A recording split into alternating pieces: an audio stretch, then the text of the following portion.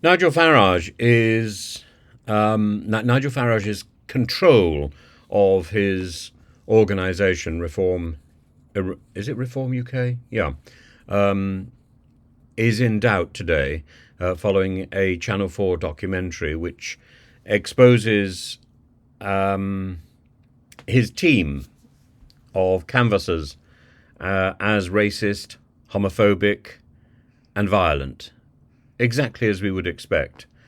And the kind of behaviour and the public response to it are critical, especially considering the history of Farage's leadership and the actions or inactions regarding members of his previous political party, like UKIP and Brexit. And I would like to initially go back to the story of David Coburn, which I know very well, and which happened in March 2015.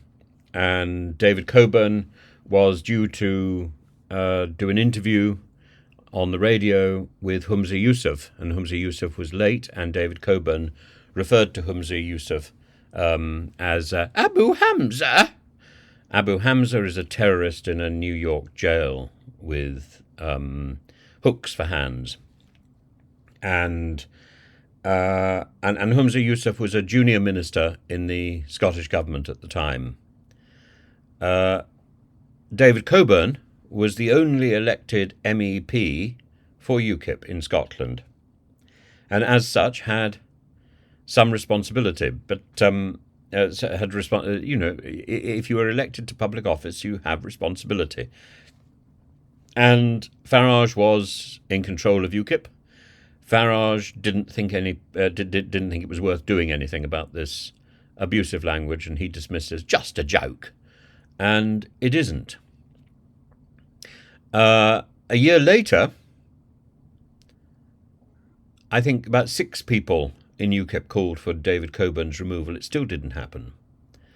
Peter Adams, Sue Devaney, Ross Durrance, Otto Inglis, Bill Wright. And there's been a further call from a fellow who's now standing in Edinburgh, who said again and again he called out David Coburn, and again Farage ignored these calls. Well, I started those calls, and Farage's indulgence of this thug meant that he continued until Brexit. Because that's Farage's approach. He doesn't care what anybody else does in his team, because he's only focused on his own self-satisfaction, his own prominence.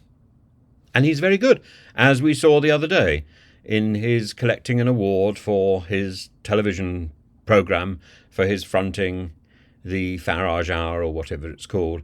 It's all about him. And he's very good at presenting himself. He's just not interested in anyone else. And that's fine. The pub bore is like that. That's what you expect. But you don't expect that from somebody who has ambitions to take over the keys of Number 10. Of course, as you know, Number 10 has no keys. There's always a policeman standing on the other side of the door as you approach it. But the concept exists.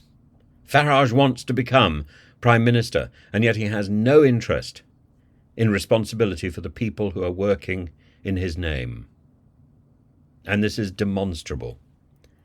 At the time, in 2015, I said that I wanted to focus on repairing the damage done by Farage's tendency to dismiss what he doesn't understand, and Coburn's evident silliness. I was prepared to accept then that Farage was simply ignorant. Now I think he is willfully belligerent, willfully determined not to see what he doesn't see. And he indulges the rabble because it's a distraction. And in the same way, his association with the darker forces of British politics, like Jack Neil of Scottish Dawn, like the allegations about BNP activists who managed his last bid for a parliamentary seat. The BNP and the EDL were riddled through the higher echelons of the management of UKIP. They weren't particularly seen by ordinary people, but they were there and tolerated and indeed encouraged by Farage and his immediate cronies. And that is the problem that Farage presents. And I think Channel 4 did a very good job yesterday in exposing the dark cankor beneath Reform UK, the undercover operation, which showed examples of campaigners using racist language and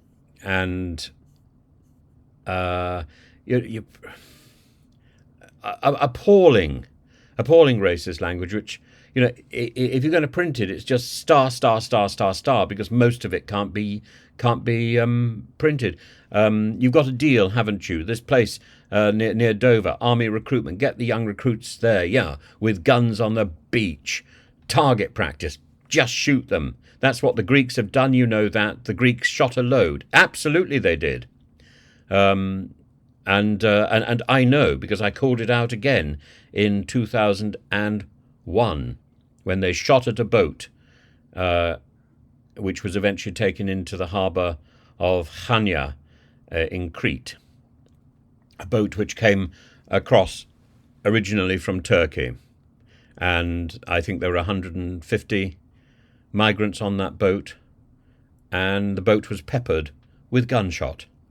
Yes, the Greeks call it pushback, and it's been going on for over 20 years, and only now the British press is beginning to recognise what was known in 2021. And then when the migrants are herded into a disused school, as they were in 2001, they were then systematically abused and raped. And I called it out. And 11 years later, we finally got the European Court of Human Rights to recognise this as a crime, to specifically call out the names of the people who were responsible, and to demand that the Greeks change their law in 4 different places. That hasn't happened. And I find that rather sad, and yet Britain and Farage want to abolish the ECHR. Why? Because it isn't efficacious. It can say what it wants. People don't necessarily follow through. But they were there at the beginning. They were there. And it's nice to hear Farage's supporters recognising that Greece continues to break the law. So I think there's 6 major points to be made. The first one is the racist and Islamophobic comments, which this undercover investigation exposed in Clacton with Reform UK canvassers openly using abusive language and remarks while campaigning, derogatory remarks about Muslims, about immigrants, highlighting the level of prejudice which is tolerated by Farage and Reform UK. The second point, the discussion about electoral spending. The documentary captured this conversation suggesting that Reform UK had exceeded campaign spending in Clacton, and a senior figure went on to say that they'd spent double the legal limit, although later, when challenged, they said this was just a joke. Oh, it's just a joke. We recall Farage saying about David Coburn. Nevertheless, it raises questions about the transparency and legality of the campaign's financial practices, particularly given the fact that we know, or I know, that it's all happened before. So I called out UKIP's practice of pooling resources from three different constituencies into the one constituency that they thought they could win.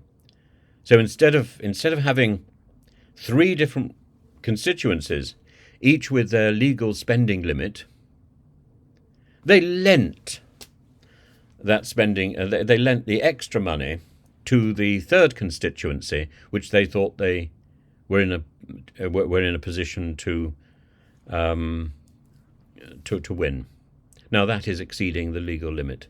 I called it out, nothing was done, and now it's happening again. I called out David Coburn, and nothing was done, and now it's happening again. What is the common denominator? The common denominator is the indolence and indifference of the leader of, now it's called Reform UK, it used to be called Brexit, before that it was called UKIP. It's the same party, it's the same manager, and it's the same indolence and indifference. It's the same indulgence of thuggery. The indulgence of thuggery and passing it off as just a joke. Well, you know, overspending the campaign limit, just a joke. Abusive language, just a joke. The third point, the violent and extreme suggestions. The canvasser who talks about using migrants for target practice, getting the army recruits onto them and shooting at them like the Greeks did. If serious, this represents a dangerous and violent approach to policy enforcement that's outside the norms of normal political discourse. But it also acknowledges and tolerates international law-breaking. The fourth point, the homophobia. These comments in the presence of a pride flag during the Pride Month on a police vehicle. They're describing this in derogatory terms, and again it indicates a broader intolerance towards the LGBTQ plus communities within our country, and as part of the Reform UK campaign. This is not a party which represents everybody in the UK. This is a party that is virulently prejudiced and targets individuals and vulnerable individuals.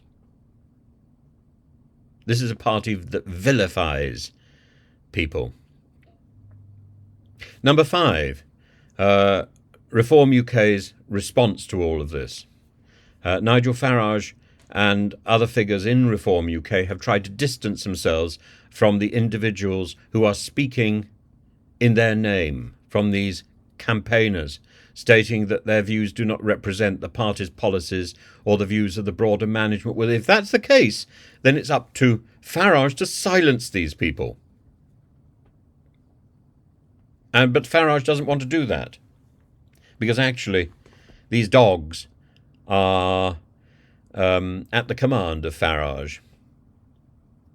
And we've seen all this before. And I hesitate even to draw the parallels. The vicious troops who are indulged. And Farage can't say that he always acts and suppresses these troops, because he doesn't. And there's a history of him indulging the thugs. The sixth point is the broader implications. This comes at a critical time, just before an election, and it potentially affects the party's public image and voter trust, and it should. Farage has criticised the timing and the method of the report, suggesting bias and questioning whether similar scrutiny was applied to other parties. Well, I hope it is.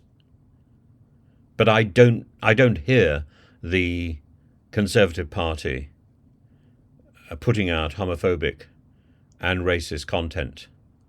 And when they do, of course, I call them out.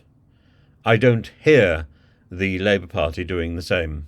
I don't hear the Lib Dems doing the same, or the Greens doing the same. This is something peculiar to the parties managed by Nigel Farage. And the racism, the Islamophobia, the homophobia, the provocations of violence, and the allegations of overspending all need to be examined and held in mind when you go to that ballot box and put your tick or your cross. Because this is not a party that should ever command public support. This is a party that breaks the rules. This is a party that sneers at others in the street. They may be sneering at somebody else today. They'll be sneering at you tomorrow. You toe the line, or you get vilified. And as I say, this is something I saw in 2015.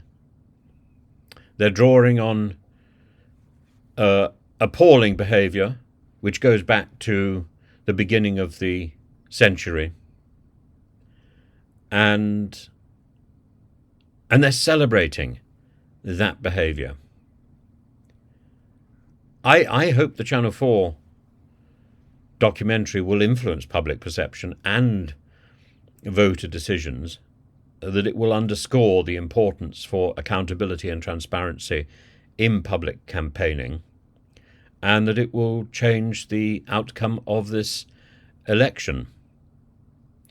I think this is vital, because Farage is probably one of the most charismatic and gifted speakers that the UK has seen in years. Politics has become dull, and politics has become infested by people of very, very limited ability who sprout slogans. Farage has an ability to link those slogans together with charm, affability, common sense, and to make even the most heinous ideas acceptable. But he is a magician, and he is peddling wickedness. And the wickedness is exposed in his indifference to other people's stupidity, to other people's evil, to other people's prejudice. Why? Because lying behind his weasel words is prejudice, is stupidity, is evil. And a lot of it is shared by the far right of the Conservative Party. Of course Farage is their leader. Of course. Of course.